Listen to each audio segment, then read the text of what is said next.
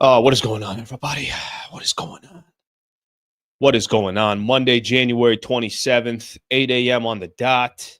Not late today. Gave myself a little bit extra time. You know, how important is it? You give yourself 10, 15 extra minutes in the morning so you're not rushing. I mean, there's some times where I'm just a mess by 7:54.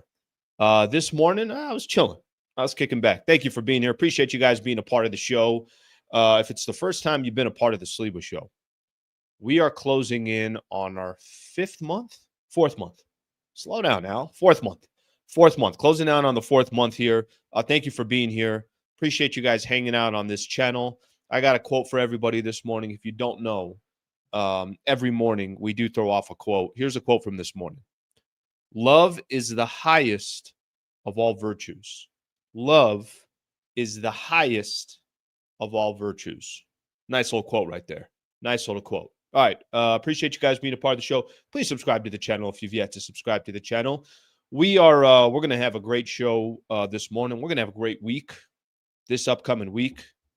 Finally, some momentum building for the Los Angeles Lakers, which is certainly, got to be honest, makes the content a little bit funner. You know what I mean? They've been for a long part of this season, so things are starting to kind of build up a little bit. Busy week, too. They got a game today at 4 o'clock. I think they got 4 games this week, so we'll be busy doing all the post-game shows, preview videos, everything that you could think of. So thank you for being here. Thank you for being a part of the show. Before I get started with any of my previews and everything else, by the way, we'll get some NFL. We'll get to everything. Everybody relax here for a second, okay? Take a deep breath. All right, let's see what we got here. Buenos dias. For those who don't know, that's good morning. All right, finally, Slee not late. Is that necessary? Is that necessary right now? Peace, Sleewa. Sleewa, no boxing in the air, please. I can't promise you anything, Harry. Sometimes it's just the fighter in me that just comes out, just out of nowhere. It's like, oh my God, Sleewa's about to start a brawl again. Washington Heights, New York, thank you for being a part of the show. Morning, Slee. What else we got here? Good morning, chat. I like that. I like that the chat communicates with each other. You know, it's like they're their own people. Pretty soon I'll have things lined up in YouTube. We'll get things organized on that set. All right, let's give everybody a quick preview of what we got going on for the show this morning. We got a lot of good stuff to get into this morning. Good stuff to get into this morning. Lakers finally building some momentum. I'm going to spend a little bit of time on that. They had a game on Saturday. Things starting to look like it's heading in the Lakers' direction. Things starting to look like maybe this team can be interesting. So we got a lot to get in on that front. Is Anthony Davis whining about asking for a big man? I'm going to throw that question out to a lot of Laker fans out there because it's kind of funny.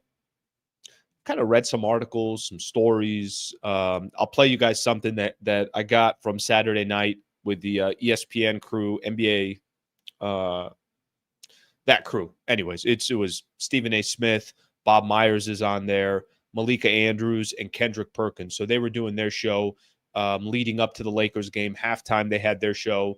So I'll spend a little bit of time on some conversation that came from there as far as Anthony Davis asking for a big man. Is he whining, or is, Anthony Davis actually have some legitimate points in that?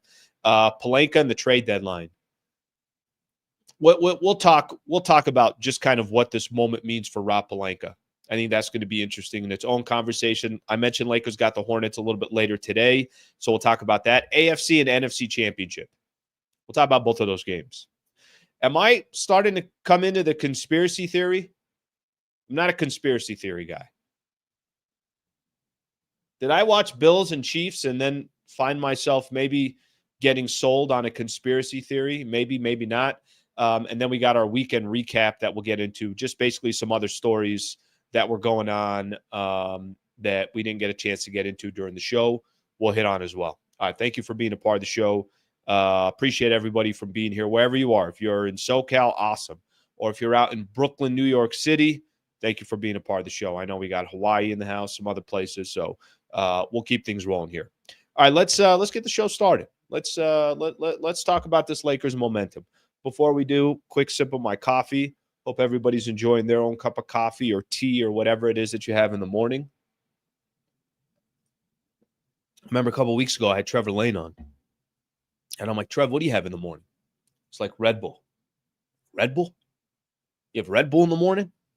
That guy, now it makes sense for how often that guy is cranking out content at all different times of the day. Okay, now it makes sense. Now all the pieces go together, how that man has been able to grind as much as he does. All right, Lakers momentum. If I told you before the season started that as we're closing in on February 1st, here's where the Lakers are. They're 7 games over 500, and they're 5th place in the Western Conference. I think 2 games from where Denver is. I think the Denver Nuggets are maybe 8 or 9 games over 500. Lakers are 7 games over 500. So give or take, whatever that is. But within striking distance of the number 4 spot. And if I told you that LeBron is still playing the way he is, and if I told you that, Anthony Davis on most nights, he's arguably top 2, top 3 in the NBA as two-way players in the NBA. Two-way players. Still don't understand why there isn't some type of an award for showcasing somebody that's as dominant on one side of the floor and as dominant on the other side of the floor. It makes me think of Kawhi back in his days, right? There's certain players where they're just as good as they are on offense on the defensive side. So AD's having the season that he's having. AD's available. That hasn't been a question mark. That the roster is starting to look healthier and healthier. Obviously, we know about Vando coming back on Saturday. I think most Laker fans would have signed up for that. They would have said, okay, let me get this right. Lakers usually get off to a bad start. They don't typically have, they've found themselves in positions where by the trade deadline, you're looking at the Lakers and they're like looking up the standings like, oh my gosh, we got 7, 8 teams in front of us. We just want to avoid the play-in tournament. At least up to this point, when I say there's momentum building around the Lakers, I feel like that on the basketball floor, there's times where they're looking, okay, you know what? I could live with this. Okay, are they allowing themselves to be more of a defensive team? Cool, we'll take our chances with that. I don't think anybody's looking at JJ Redick and saying this is a complete bust or anything along those lines. I think you see some light at the end of the tunnel. And I think most Laker fans would have signed up for this if we're closing in on February 1st and this is where the Lakers are sitting. I don't know if there would have been a lot of Laker fans kind of upset about the Lakers situation. Now, it's volatile, right? I can't even pronounce the name or the word right. It could change at any second because the reality is 2 weeks ago, we were ripping the Lakers. We're ripping them for only winning by 1 against Brooklyn. We're ripping them for getting blown out by the San Antonio Spurs. We're ripping them for a lot of different reasons, and we're asking Pelinka, what the hell are you doing? They've won 5 of their last 6 games. I do feel like there is momentum growing, and maybe that momentum became real when they beat the Boston Celtics, and then they went on the road and took care of a Warriors team. That's not good. And Draymond wasn't playing in that game, and they had some key players that were missing, and the Warriors aren't good. So I don't look at beating the Warriors as, oh my gosh, to beat the Warriors. But I think for the Lakers, it means something because you feel like they're continuing to kind of go in the right direction to build momentum. Jared Vanderbilt came back on Saturday. All right, it's the first time we got a chance to see Vando. And I think a lot of Laker fans, at least from, the post-game show that I did, there were a lot of Laker fans that said to themselves, okay, I could see how this guy is definitely going to be an asset. It's kind of funny. I was reading some of the chats. I did a separate video on Vando yesterday. It was right before halftime of the Commanders-Eagles game. I'm like, let me just go crank out a quick 10, 12-minute video, and then I'll get back to the game. So I did that. Plus, I already knew who was going to win between the Commanders and the Eagles, so what the hell was I missing? I was reading some of the comments last night, and some of the comments were, something along the lines of typical Laker fan. They all wanted to trade Vando, and then the moment it comes back, everybody loves him. So I was confused. I'm like, all right, listen, I think it's common that you're going to get people that click on some of these videos, and maybe they're NBA fans, maybe they're fans of another team, maybe they don't follow Lakers as close as they used to, So, by the way, I don't mind. I don't care. I mean, that's great. I want other people's opinions on here. The last thing I want is everybody just kissing the Lakers' ass. We don't want that. We want people to be honest and be truthful and everything else. But I'm looking at the comment. I'm like, wait, what are we talking about here? All the Laker fans, their frustration was not on Jared Vanderbilt, his play. Their frustration was, when is he coming back? Their frustration is they hadn't seen him in almost a year. Their frustration was losing confidence and faith that he was going to have an impact on the Lakers this season. That's where their frustration was. It wasn't on what he brings to the table and his actual play. But I'm going to just take another piece of that. So the Vando piece coming back, it's almost like you acquired somebody at the trade deadline to having Vando back. Probably a very favorable schedule for the Lakers as well over this next week. You got Charlotte, Philly, Washington. Plus, you got a couple really tough matchups. I think the game against the Knicks coming up this upcoming weekend will be interesting, fascinating, however you want to look at it. Then Clippers got another home game over in Inglewood. So as that momentum builds for the Lakers, and as you're starting to see a team look like they could, I'm not going to go. Here's my goal with the Lakers right now. My goal is, can you make a little bit of noise? That's it. That's my goal right now. My goal right now, the Lakers, is, can you be a tough out in the playoffs? And I still think they need to make a trade. And we'll get into the trade deadline and what, probably the thought process of Pelinka is in just a second. But I think that momentum is real. I can feel it. Let me give you a good example. As somebody that's been covering the Lakers for a while now, and also just has a pulse for the team, because I've been watching Lakers basketball my entire life, you feel certain things that I don't have to tell somebody else. And another Laker fan will say, my interaction with Laker fans is very simple. Either people are saying, Slee, this team is awful, or people are saying, kind of interesting right now. And I think that's where we are with the Lakers. I think they're kind of interesting. And, we'll see what they end up doing. When I talk a little bit about the game coming up against Charlotte, it can show just how quick that momentum can end. If they lost tonight against Charlotte, then nobody on this chat is sitting here with the same momentum that we have as we're sitting here in the morning.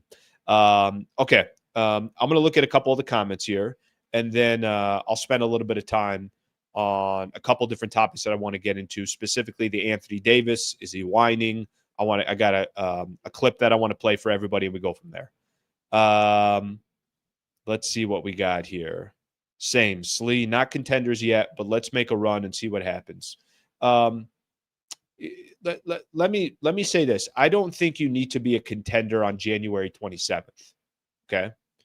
And by the way, listen, let me tell you what's more likely.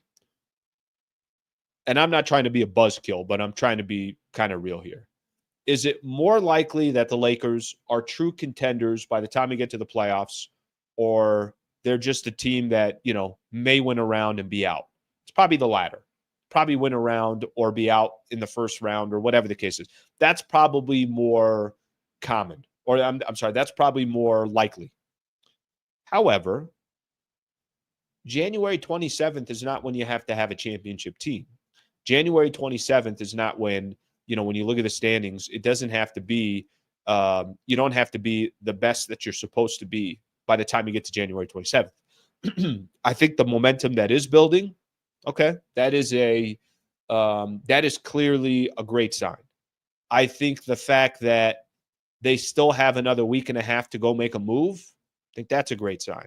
I think that the roster got better with having Vando and Dorian Finney-Smith, in my opinion. Some people would disagree. Some people would think that they're better off with D'Angelo Russell. I'm not, I don't have that opinion. I didn't have that opinion before, and I'm not going to have that opinion at any point unless, Dorian Finney-Smith just proves that this guy is not a winner or something along those lines, which I don't believe is the case. So momentum can kind of go one way or the other, and we'll see what happens over the course of this next week and a half. Let me read a couple more of these, because this is gonna get me into Anthony Davis, NBA trade deadline, what Pelinka is gonna do. It's gonna get me into all that. So let me look at a couple more of these comments here.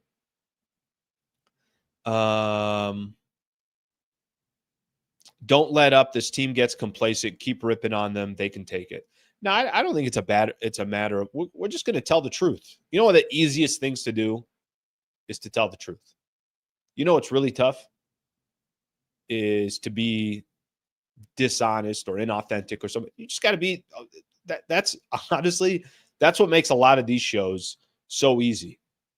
There's nothing to BS about anybody. I mean, if they're playing well, we give them credit. If they're not, then we scrutinize them. We talk about, okay, well, what's wrong and why is this and what's this player doing and what's that player doing. So I think let me use tonight.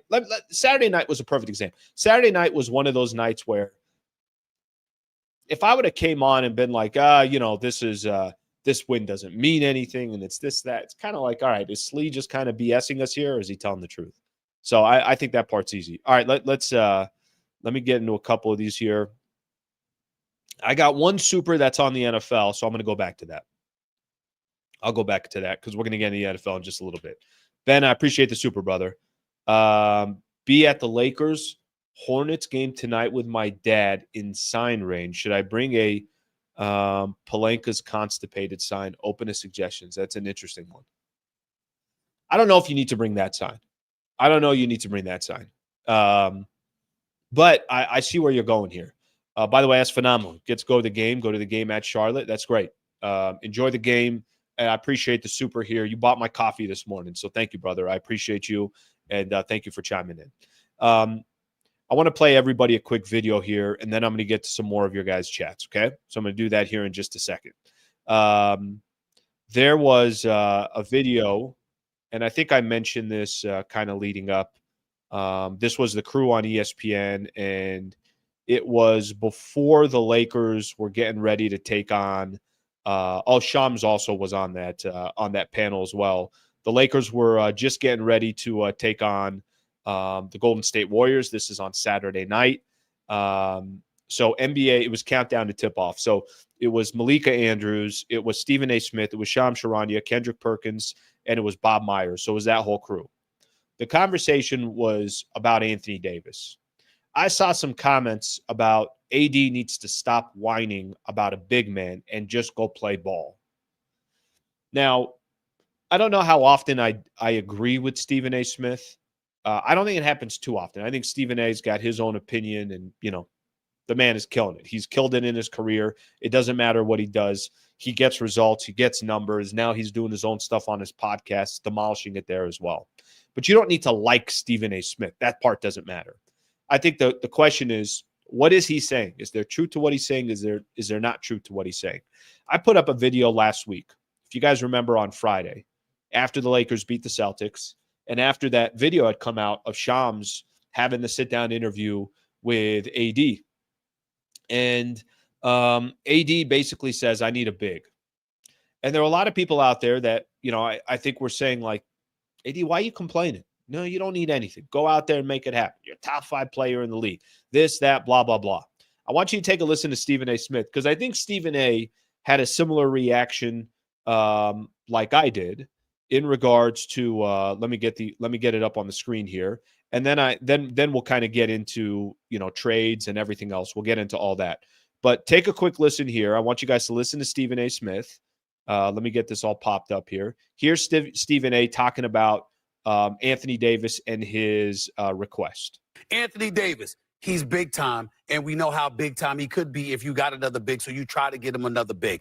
However, when it comes to LeBron, and that's what I wanted to get into, because obviously when you're talking about Anthony Davis and he's talking about what the team needs, some people can argue he's been contaminated by LeBron James. Which LeBron James are you listening to? Are you listening to the one that wanted a point guard and Cleveland went out and got Deron Williams after they had gotten Kyle Korver years ago? Argument he's making is, are you listening to Anthony Davis or are you listening to LeBron James? And then he's kind of going through the list of times where LeBron tried influencing a team or doing something, and it didn't go the right way. Take a listen. Are you listening to LeBron James that told him, I want Russell Westbrook after winning the championship in the bubble, even though you got bounced out of the playoffs the next year, and, you lose a Kyle Kuzma, you lose a Alex Caruso, you lose all of these guys. You're bringing Russell Westbrook. Do you listen to that, LeBron? Or do you listen to LeBron that ultimately assisted in Russell Westbrook being out so you could get a D'Angelo Russell, Jared Vanderbilt, Malik Beasley, and those guys? I don't know, but I do know this. When Anthony Davis speaks, I'm going to listen to him because that brother is balling. You know how desperately you need him on the Lakers front line. If he says he can be better with additional big, you go out there and you find a different additional big. I don't give a damn if it's a garbage man. Go get. Stop it right there. All right. A couple things here. The point that I was trying to make, and I was really, really trying to emphasize on Friday. Guys, this is not 2020. This is not 2022. This is not 2023, 2024. We're in 2025. And over time, I don't care what you've done in your career. I don't care how great of a person you were. I don't care how big your influence once was. At some point, you lose some of that strength. You lose some of you lose some of that power, I guess is the right way to put it. I think what Stephen A was saying on Friday night was the exact point that I was making on Friday morning. I'm not telling you I don't care what LeBron James thinks. What I'm telling you is if there's 10 people in the room and LeBron has something to say, I'm going to listen to him. But when Anthony Davis has something to say, I'm going to tell everybody, hey, keep it down here for a quick second. I might even tell a couple people, why don't a few of you guys get out of the room? I might even tell Anthony Davis, hey, do you got a quick second? Come into my office so we can have kind of a private conversation. When AD talks, I'm going to listen. And there were a lot of people out there, not a lot, but I think there was enough out there for me to just have this conversation. There were enough people out there that were making an argument that, you know what, why is AD whining? Why is AD trying to make an argument for a big? If you've watched Lakers basketball over these last couple of years, I go back to this. I go back to it's not like the Lakers with AD at the 5 these last couple of years have gone on these, have won an NBA championship or have truly, truly competed for an NBA championship. I know they got to the Western Conference Finals. Don't get me wrong. But going through Memphis either had injuries or didn't really have bigs to go up against AD, or they went up against the Golden State Warriors. I don't need to tell you guys the lack of size that Warriors team has.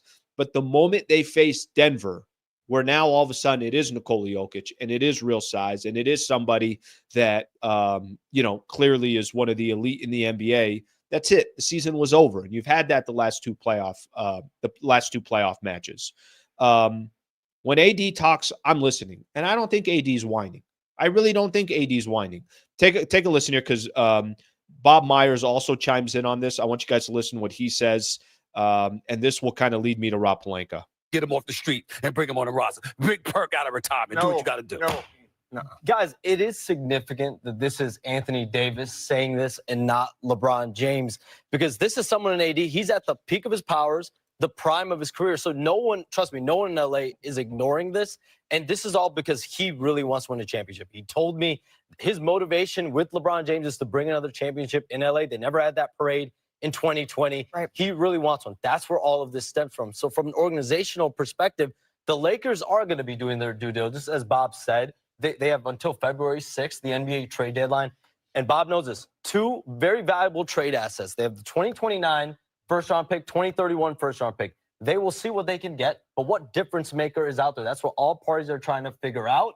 And from my understanding, this is not about LeBron James and Anthony Davis mortgaging the Lakers' future, but they want to see activity that warrants championship aspirations. And I do think the Lakers intend to do that between now and the deadline. And I'm going to pause it here for a quick second because there's a point that Bob Myers is going to make that I'm going to eventually go to, and we'll get into that in just a second. Let me say this, okay?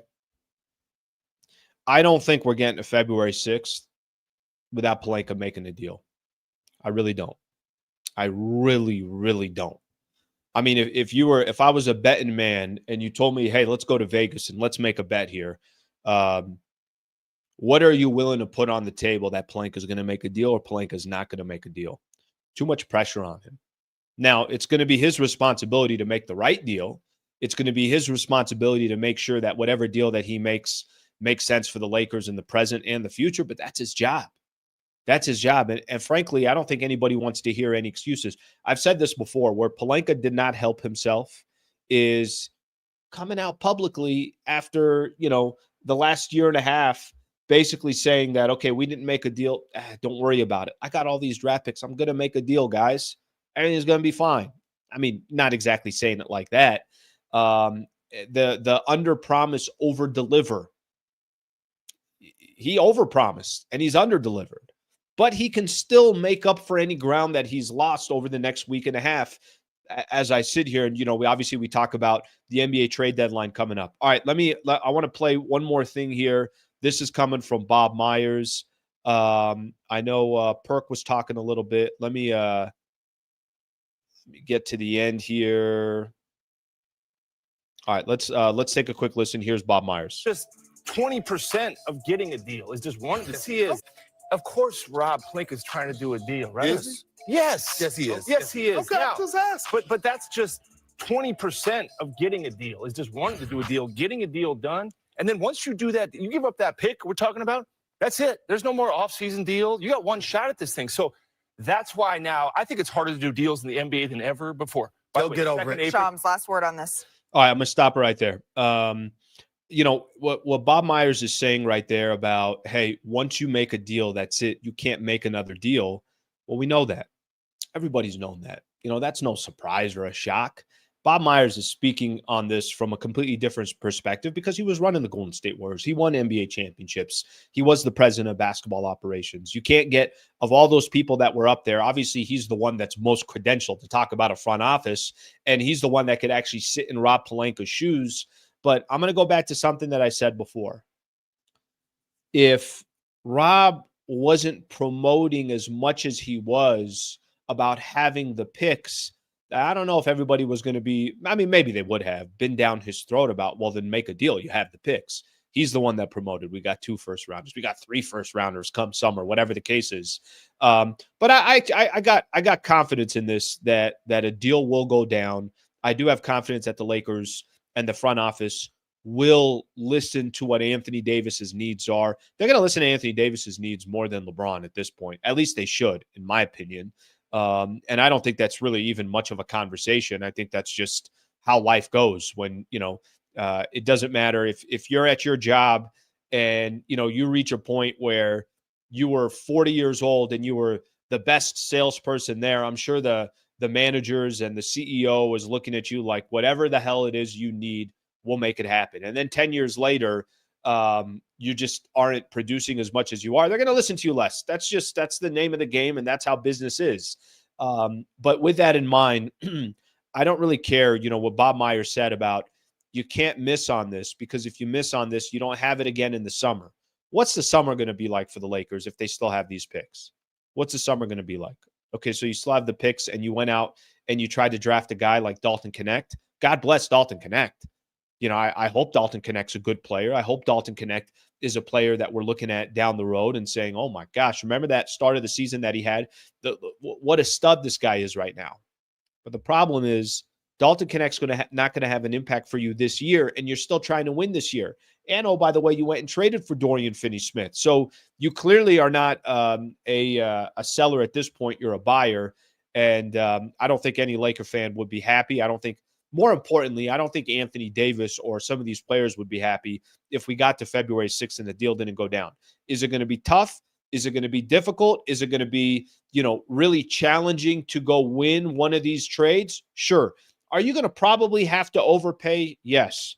But the Lakers are not getting to February 6th without a deal. I just don't believe that they're going to get to February 6th and the Lakers never made a deal. All right, let's take a look at some of these comments here.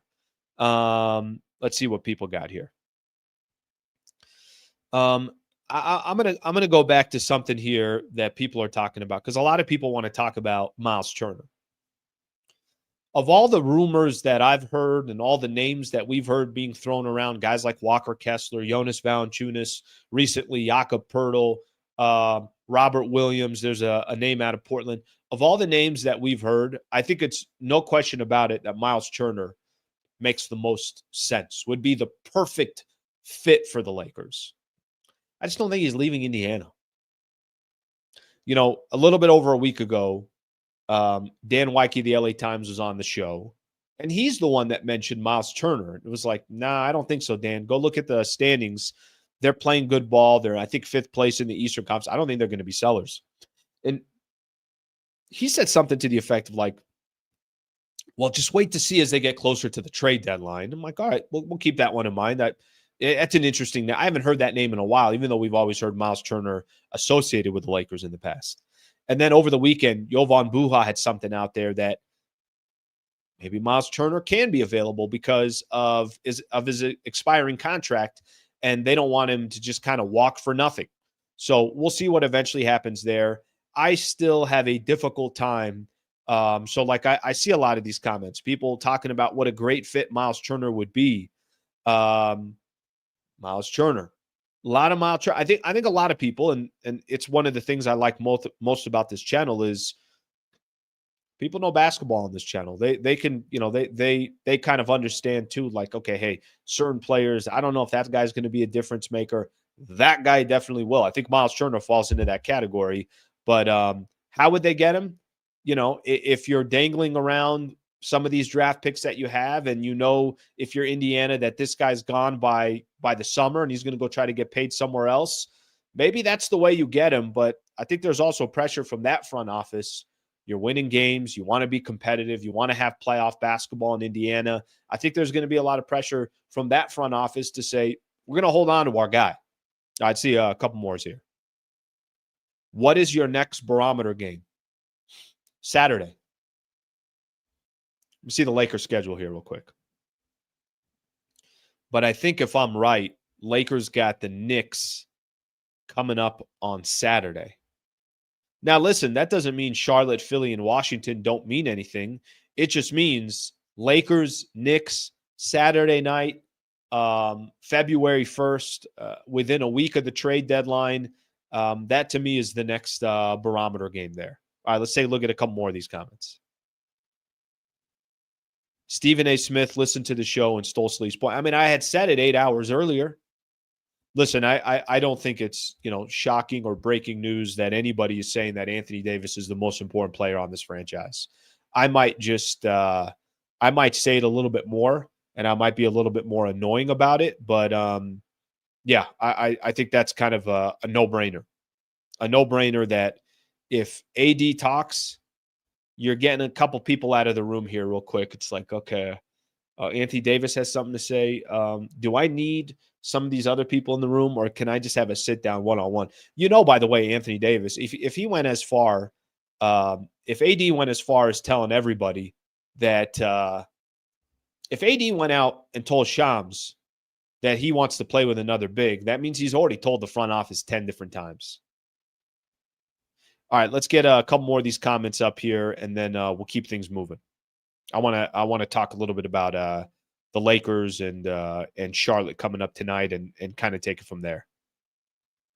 People have been wanting Miles Turner for years. All right, let me name off all the players that I feel like have already played for the Lakers. I feel like Miles Turner has been on the Lakers for 6 years. I feel like Buddy Hield has been a Laker for 4 years. Who else do I feel like has been a Laker?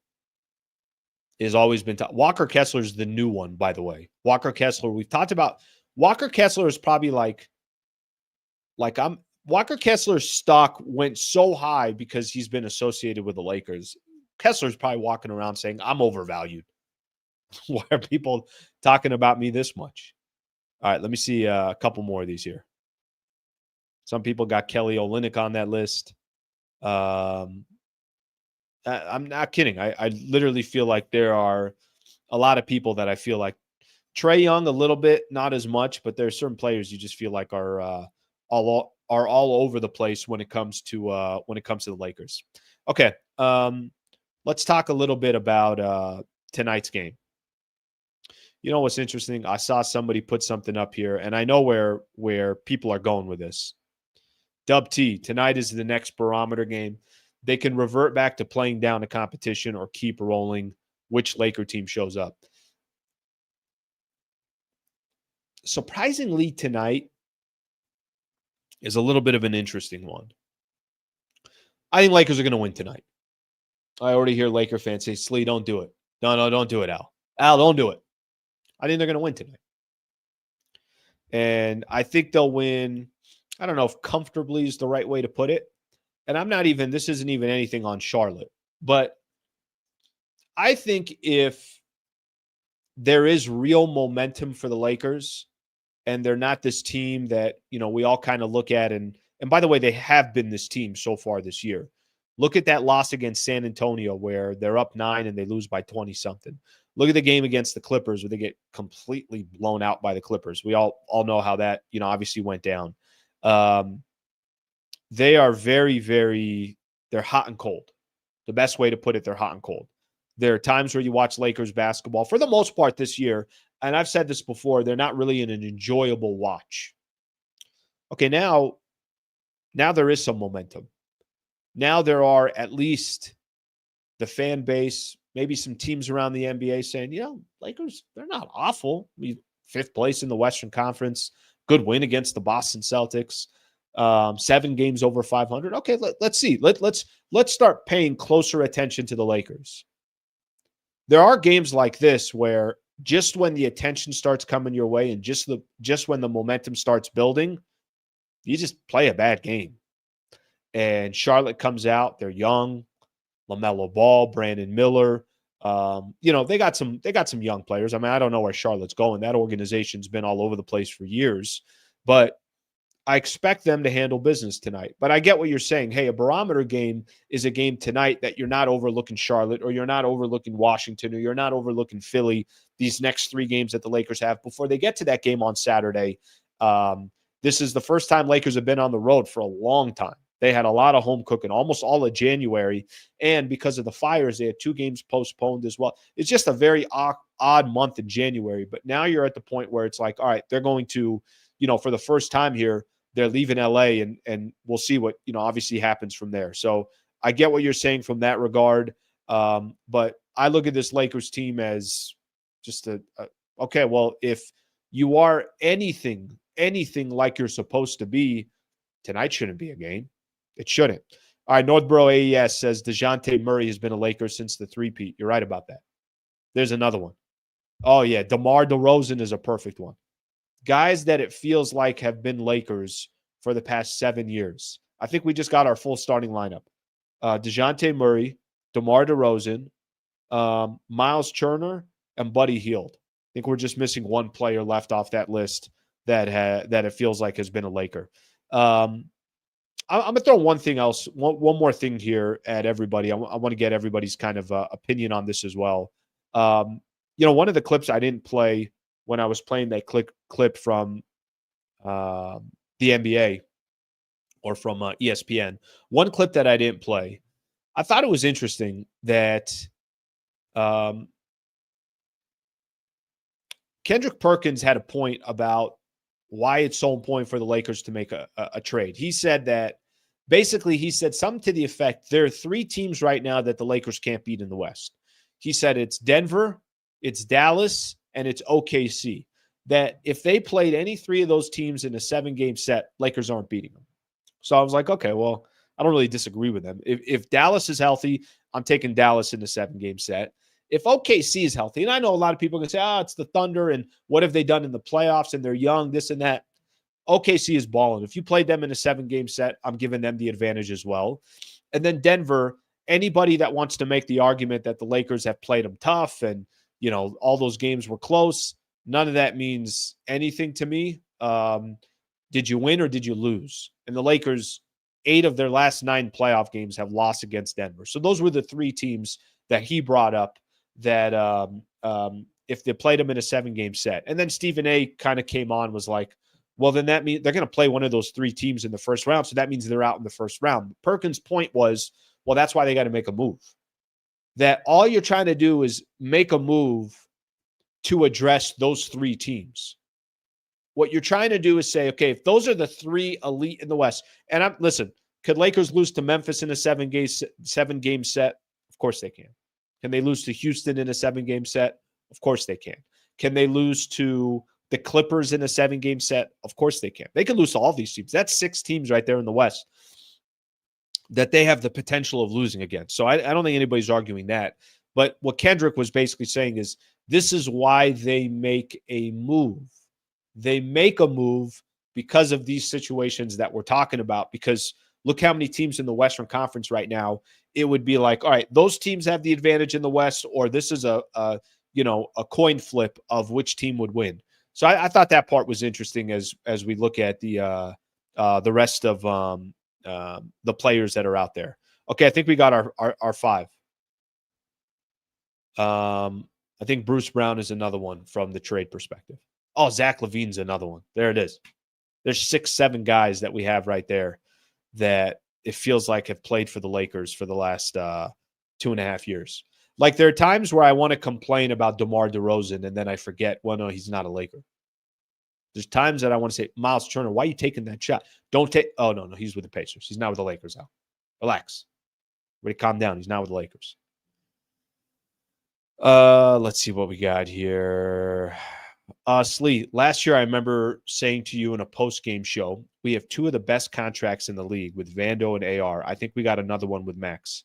Yeah, he's quietly being a very, very effective player. Very, very effective. Very, very effective. All right, let's keep things rolling here. Talk a little NFL. I'll come back to the NBA. Let's get a little NFL in. I want to get a little NFL in. AFC, NFC championship games yesterday. And we obviously got a chance to, everybody did. I'm sure everybody, was watching the NFL these last couple of weeks. NFL playoffs is unbeatable. You can't beat the NFL playoffs. Just incredible. NFL playoffs is when you basically stop everything that you're doing. And this is from when the wild card round started to AFC and NFC championship games yesterday. You stop what you're doing and you just pay close attention to the NFL. All right. So last night, or the first game was at noon. I'm going to go Philly Commanders first, and then we'll go KC Buffalo, and then conspiracy theory. If I had conspiracy music, I'd play conspiracy music, but I don't have any. Okay. So no surprise in the first game. Eagles and the Commanders. All right. Let's get a little NFL in here real quick. No surprise in the first game. I remember the Rams, I want to say week 12 played the Eagles. And Rams or Eagles won at SoFi by like 17. And Saquon rushed for 250, something like that. He had a run of 70 and 72 yards. And I remember after that game, I'm like, yeah, that's the team to beat in the NFC. Like, it didn't matter what the Lions were doing. It didn't matter what Minnesota was doing. It didn't matter what any other team in the league was doing. They had the perfect balance. They were built for the playoffs. They had the perfect balance of we can score, we can get stops, we could create turnovers, we can run the ball. We got a quarterback who's incredibly intelligent, that doesn't try to do too much, and can run the ball and can throw dimes. I mean, I just looked at the Eagles. I'm like, yeah, that's the squad that's coming out of the NFC. So last night to me was no surprise. And listen, give the Rams a ton of credit. The Rams were a couple plays away from beating the Eagles last week in Philly with a chance to host this game against the Commanders. And if they'd have beat the Eagles, they'd have been going to the Super Bowl. So I give the Rams a lot of credit for making their adjustments and everything else. But, I never really believed in the Lions because that style of play where you're trying to outscore a team and drop 40, it's just, and I know, look, the Lions had a lot of injuries and everything else that you want to call it, but Goff also played one of the worst games I've seen. 3 interceptions, had a fumble. I mean, he was awful against the Commanders. And that's not based on injuries. That's based on your quarterback not making, smart decisions. I thought Dan Campbell was always a wild card for me, just for how often they go for it on 4th down and everything else. So anyways, Eagles Commanders was no surprise to me last night. Probably not a surprise to a lot of people. Washington, as far as they got, incredibly impressive. Give them all the credit in the world. They got to the NFC Championship game. Ownership came in, 2 years later, and look what ownership did. There was a big article in ESPN that Dan Snyder, the former owner of the Washington Commanders, hated the success that Washington was having. All right, I don't care. That's drama I don't really pay attention to, but it was a great season for them. But when push came to the shove, you were going to put your money on the Eagles. And I'll tie the Eagles back in when we kind of talk a little bit about the Super Bowl coming up here. They just got everything. Jalen Hurts yesterday, I mentioned, doesn't make any mistakes. Threw for 246 yards, had a touchdown and no interceptions. Saquon Barkley yesterday, his first run of the game, the first play the Eagles had the ball on offense. I think the Commanders, they got the opening kickoff, 17, 18 plays, whatever it is. They got a field goal out of it. If I'm right on that, but I think I am. First play from scrimmage, Saquon goes for 60+ and gets a touchdown. He had 118 yards total, 3 touchdowns. You know what's a great example of Saquon Barkley? It's a great example in sports, period. Saquon was drafted by the Giants, was in New York for a number of years. And for a while, the Giants were a really good franchise, well-run organization. I don't know what the hell happened to them.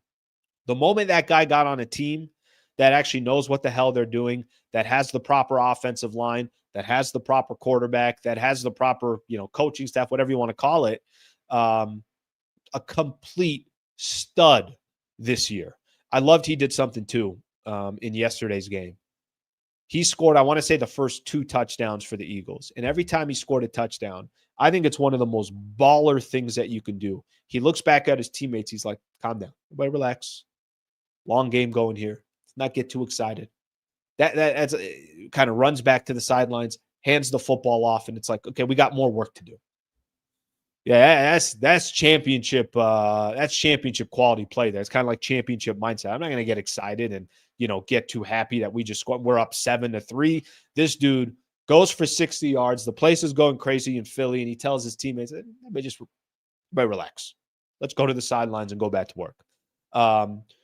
So Philly doing what they did. Jalen Hurts, by the way, I think he had 3 touchdowns rushing as well. So, they're very deliberate. They know what they're doing. They cause turnovers. That's what killed the Commanders, is those turnovers yesterday. But Philly looked incredible. It's the perfect recipe for playoff football. To have success in any sport, let me give you some examples. If you got a team in the NBA that's dropping 130 points going into the playoffs and they think that's going to be the blueprint of winning, yeah, they're going to lose. They're definitely not winning an NBA championship, nor are they getting to the NBA finals. If you got a team in baseball that's trying to put up 5, 6, 7 runs in order to win a World Series, yeah, that team's going to lose. What's the recipe in all of these sports? Okay. In baseball, you need pitching, starting pitching, and a bullpen. You need to play great defense as well. If you have that, you give yourself a shot. In the NBA, you got to be able to get stops. Yes, you need stars. Yes, you need to be able to put up points. But if you can't get stops, you're not going anywhere in the playoffs. And in the NFL, you need a defense. You need to be able to run the ball in the NFL and certainly in the playoffs. And the Eagles have every recipe that you could think of. Okay, so there's Commanders, there's Philly. Let me jump now to the AFC game. Chiefs over the Bills. Really fun game. I found myself as the game was going on. You guys know I don't have an NFL team, but I was going for the Bills last night. I wanted to see Josh Allen get over the hump. I wanted to see the Buffalo Bills get to the Super Bowl. A lot of times I do kind of watch sports, and a lot of it is based on, all right, this is an interesting scenario. What's this organization done over that organization? You know what? That's a great, great fan base. They've never won. I want to see what it would be like for them to have a chance at winning a Super Bowl. So that's how I was watching yesterday's game. And I'm also watching greatness, because that's what the Chiefs are, and that's what Patrick Mahomes is. Greatness. I remember last year after they won another Super Bowl, these comps kept coming out. He's the Michael Jordan of the NFL. He's young, took his L's early on. He's got a chance at a three-peat that's never happened in the NFL. By the way, the last three-peat, I saw this. The last three-peat in the history of sports was the Shaq and Kobe days. What was that now? Almost 25 years ago, 22, 23 years ago. That's the last three-peat. So we're talking in Major League Baseball and NHL, in the NFL, all the major sports. It hasn't been done since the Shaq and Kobe era. So you're watching one of the greatest to ever do it and continuing to add to his name and his legacy. And he still has 10 more years left in the NFL. And you're looking at a team that's just trying to kind of get over the hump. There were a lot of players that were remembered back in the day. Patrick Ewing, Gary Payton, and Sean Kemp. Karl Malone and John Stockton, Charles Barkley. You know what all those players had in common? They all were in the wrong era, because you had to go through Michael Jordan to go get an NBA championship. And all those players, there's all these Hall of Famers that were kept out of the championship circle because they played in an era with Michael Jordan. That's what's happening with Patrick Mahomes and all these other quarterbacks that are out there. Josh Allen is on that list. And you could add, there's, Josh Allen, pick 'em. Joe Burrow, if you want to put on that list. Now, granted, they got to the Super Bowl. They ended up losing to the Rams. There's quarterbacks that are out there that just can't get a chip. Why? Because Patrick Mahomes is in the way. So as we kind of watched that game yesterday, watched it unfold, it's 29-29. Chiefs get a field goal. 32-29 was the final score. It was a really, really good game. However, let me get my conspiracy theory in here. I'm not a conspiracy theory guy. I'm not. Chiefs get every call. How did they not move the sticks with the fourth down drive, which, by the way, that was a game? Chiefs or Bills are up 22-21 on the Chiefs. They're driving. They got a chance to add to that. All the momentum is on the Bills side. They run a play where it looked like even the play that they had before that, they got the first down. And then Josh Allen on a quarterback sneak. By the way, they don't know how to do the tush push. Okay. Stop saying that, the Philly special, they know how to do it. Jalen Hurts gets 2-3 yards every time. I don't know what the hell the Bills are doing trying to get the way they run that play is idiotic because they don't have big dudes. They don't have, big running backs. Guys, I don't care what the hell you're putting behind Josh Allen. They're not putting the right guys there. Anyways, they can't run it the way Philly does. Does somebody want to explain to me? Again, I'm not a conspiracy theory. I think I walked away from the game yesterday saying, I think I'm in. I think I'm a conspiracy theory guy. I now think there are UFO, there are aliens. I do think there's conspiracies against the JFK assassination. I think there's conspiracies everywhere. Only because the refs didn't give Josh Allen that first down, I now believe in every conspiracy theory that's out there. How about this? Go look at a lot of these footage. You know who did it? Who put it up here? I'm trying to think here real quick. Why am I forgetting the name? Anyways, there was an account yesterday. I'll tell you guys right now. Why am I forgetting? It was Portnoy. Dave Portnoy, Barstool Sports.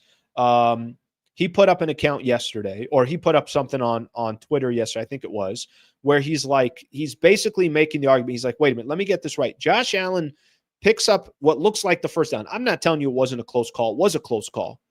You got the judge, the back judge on one side who's got his back to Josh Allen. Josh Allen's got his back to him, and you can't even see the football. He's the one that's lining up the marker. And then the referee on the other side, who can actually see the football, starts running as if it's a first down, and then all of a sudden starts coming back. I'm like, what am I watching here?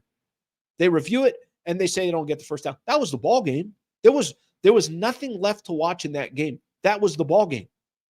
Either the Bills are going to go up by potentially 4, they're going to run some more clock, or they're going to go up by 8 because they were going to go get a touchdown, or they weren't. I think I'm a conspiracy theory guy. I'm in.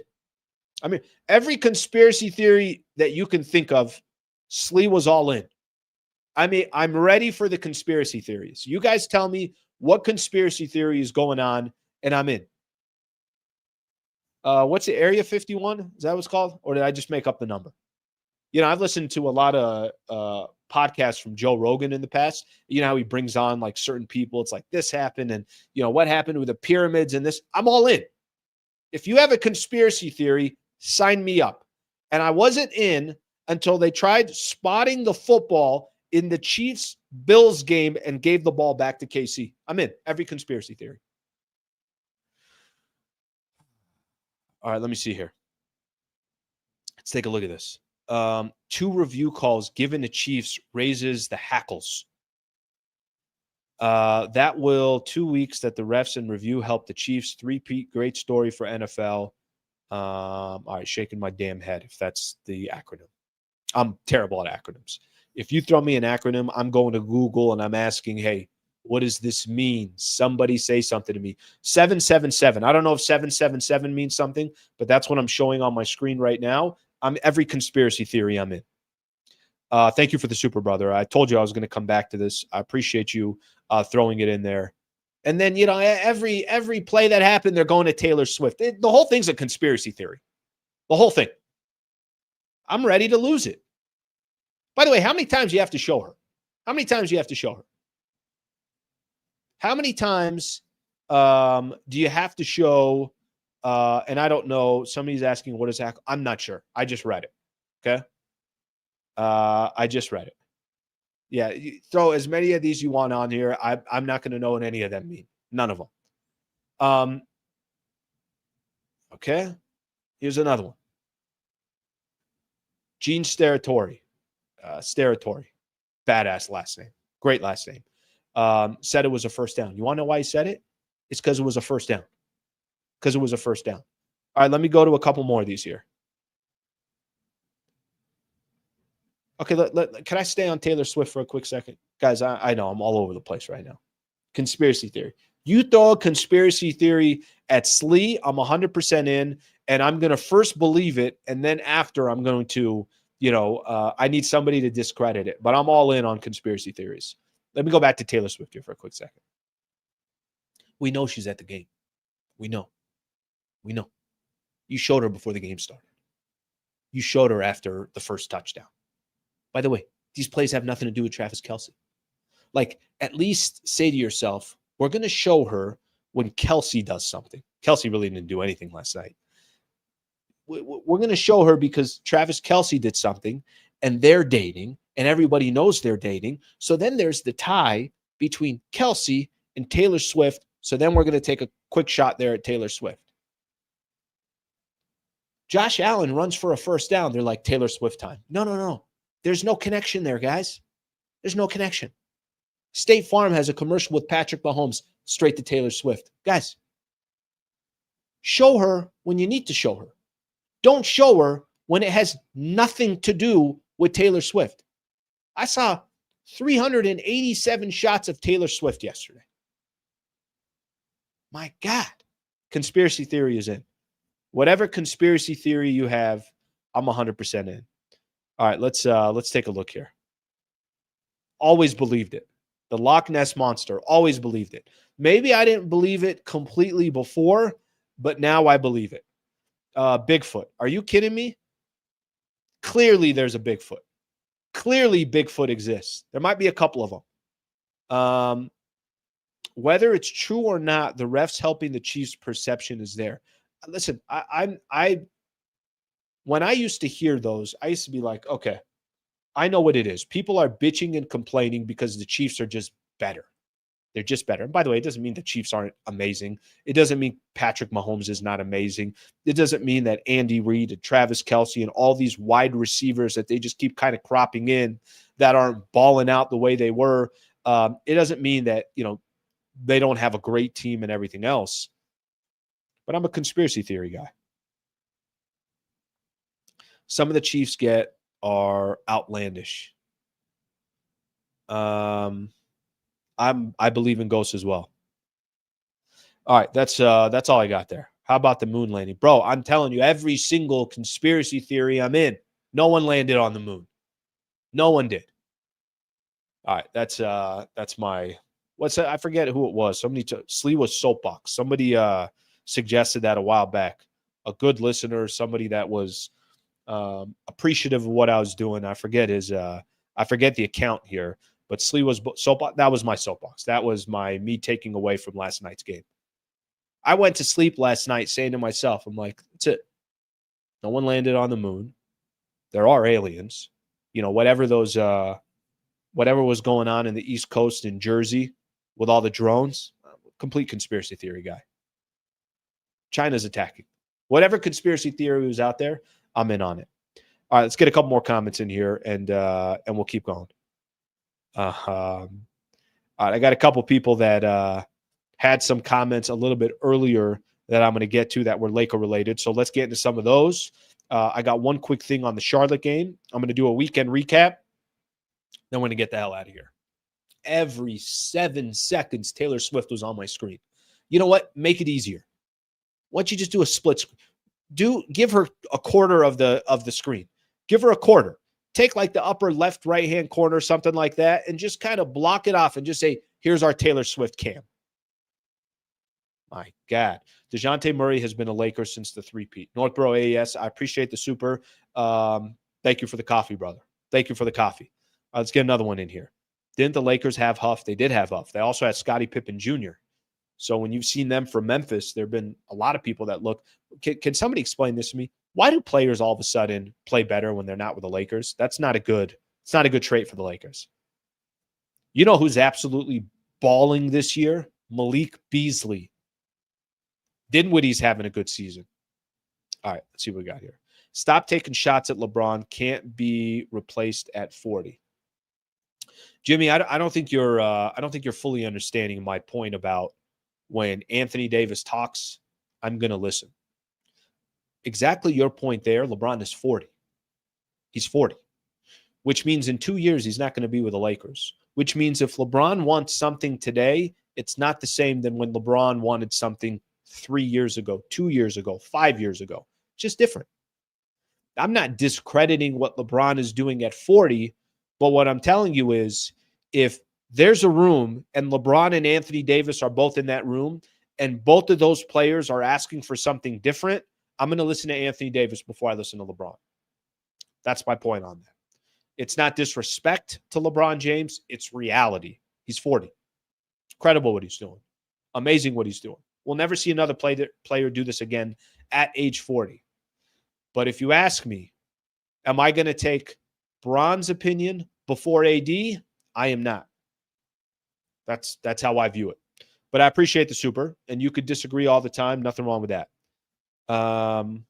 Flat earthers in town hold my beer. I always believed it's flat. You want to know why? Because I look outside and it's all flat. Some hills here and there. I'm a flat earther guy. Any conspiracy theory that you could think of, I'm in. I wasn't in on third down. But after fourth down between the Bills and the Chiefs, and Josh Allen didn't get the first down, and the referee on the opposite side, who can't even see where the ball is spotted, actually spots the ball, and they get a chance to review it and still nothing, I'm in. I'm a flat earther guy. Flat earther guy. All right, I appreciate everybody's supers here and everybody's just comments. So thank you.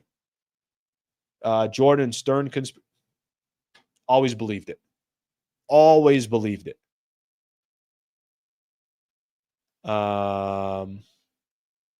Always believed it. All right, let's get to a couple. Let's do the weekend recap here. Then we're going to call it a day. I got a call coming up at 10 o'clock, so I got a couple things that I got to handle here before we call it a day. Weekend recap. You guys know Bronny dropped 31 with South Bay in a G League game.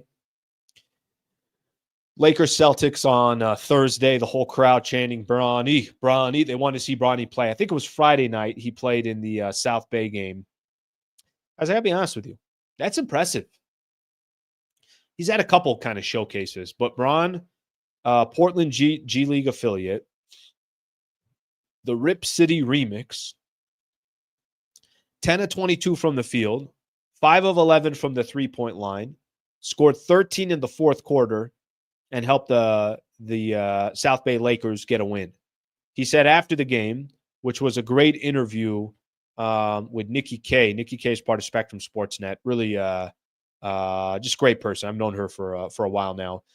Here's what he says. I'm just trying to get my confidence back. That's all. I'm just trying to go out, play my game, learn from every game. While I'm not playing in the G League, learn from every Lakers game, learn from my vets, and keep trying to be myself. I'm happy with my results right now. He said something kind of interesting at the end, too. He said, I'm having fun anytime I'm playing basketball. anytime I'm out here breathing, anytime I'm out here walking, I'm having fun. I'm down to earth. I'm grateful for everything that's been given to me. I know a lot of people who were upset, including myself. What do you mean you're using a draft pick on Bron's son?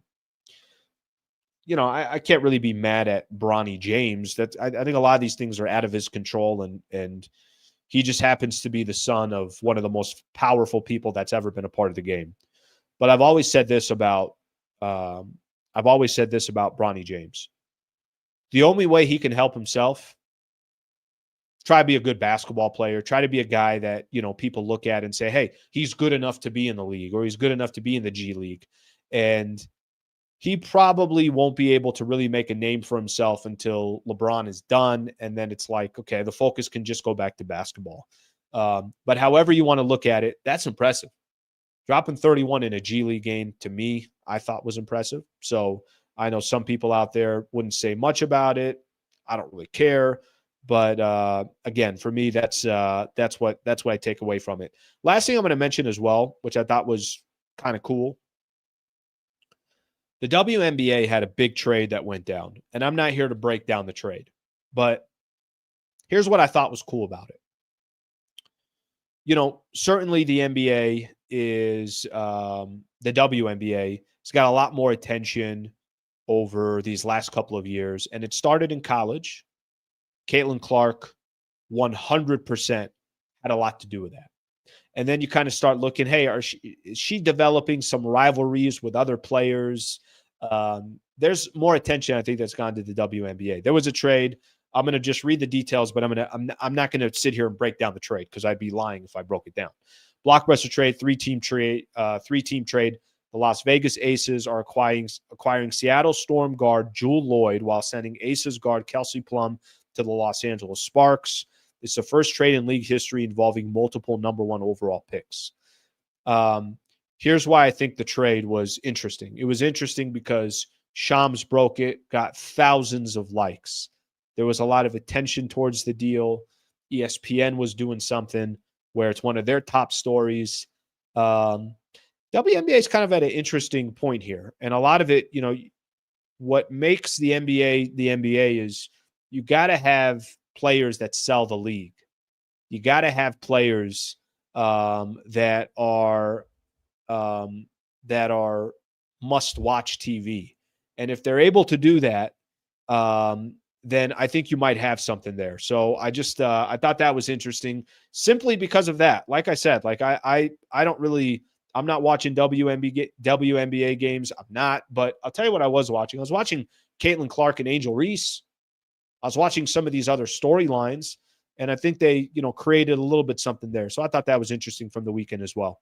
All right, let me read a couple more comments here, and then we're going to call it a day. Let's see what we got here. How about Lizard People, 100% in? I always actually believed in that one. That's the one that really always stood out to me. Here's a couple. Good for Bronny. That Bronny dunk was crazy. I give Bronny credit. I really do give Bronny credit. Let me say this. When Bronny has a night like that, I'm going to point it out because I think that's, if we're going to just talk about, well, Bronny didn't do anything. He didn't deserve this. He didn't do that. Dropping 30 in a G League game, I think you're doing something right. And I don't know what to tell you. Doing something right. 5 threes, a poster dunk, Junior doing big Bron things.